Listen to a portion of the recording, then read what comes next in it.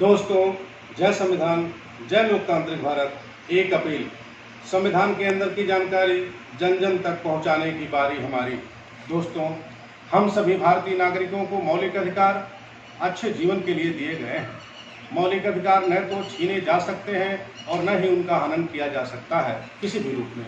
यदि कोई व्यक्ति, संगठन या संस्था किसी अन्य व्यक्ति के मौलिक अधिकारों का हनन करता है तो वह पीड़ित व्यक्ति उस व्यक्ति के विरुद्ध सीधे उच्चतम न्यायालय तक जा सकता है।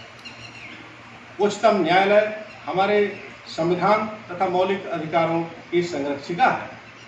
सरल शब्दों में आज हम अनुच्छेद 21 में दी गई स्वतंत्रता के मौलिक अधिकार पर चर्चा एक कविता के रूप में करेंगे। सुनिए, किसी व्यक्ति को उसके प्राण या दैहिक स्वतंत्रता से विधि द्वारा बनाई गई प्रक्रिया के अलावा वंचित किया जा सकता नहीं। विधि द्वारा बनाई गई प्रक्रिया के अलावा वंचित किया जा सकता नहीं। इसमें कोई हेर फेर, कोई ढिलाई नहीं। इसमें कोई हेर फेर, कोई ढिलाई नहीं। स्वतंत्रता का यह मौलिक अधिकार अनुच्छेद 21 में हुआ है साकार। अनुच्छेद 21 में हुआ है साकार।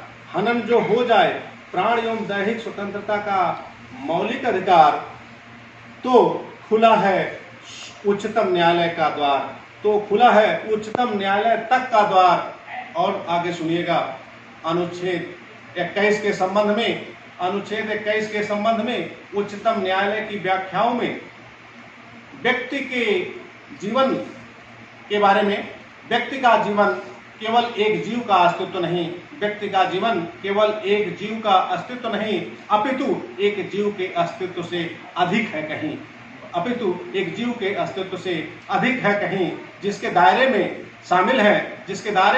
शामिल है गरिमामय, अर्थपूर्ण, पूर्ण और जीने योग्य जीवन।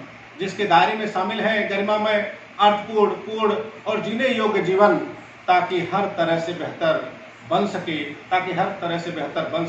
सभी नागरिकों का जनजीवन। और सुनिए, 86वें संविधान संशोधन 2002 द्वारा 6 से 14 वर्ष के सभी बच्चों को मिला है प्राथमिक शिक्षा का अधिकार सारा। निःशुल्क एवं अनिवार्य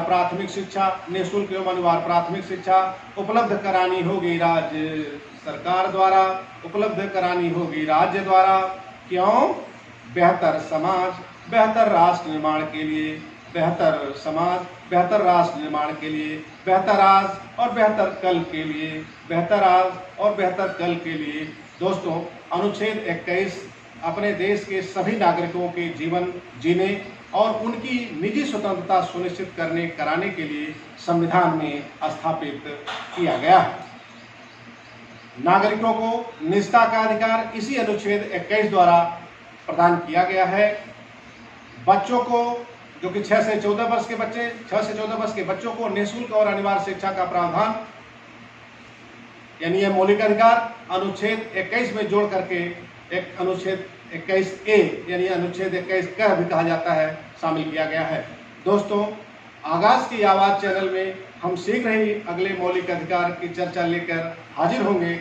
सहयोग के लिए लाइक, शेयर एवं सब्सक्राइब करें। जय संविधान, जय लोकतांत्रिक भारत, जय भीम, जय संविधान सभा, जय भीम, जय संविधान सभा। फिर एक बार एक पंक्ति के साथ अपनी बात समाप्त करना चाहते हैं। संविधान के अंदर की जानकारी जन जन तक पहुंचाने की बारी हमारी।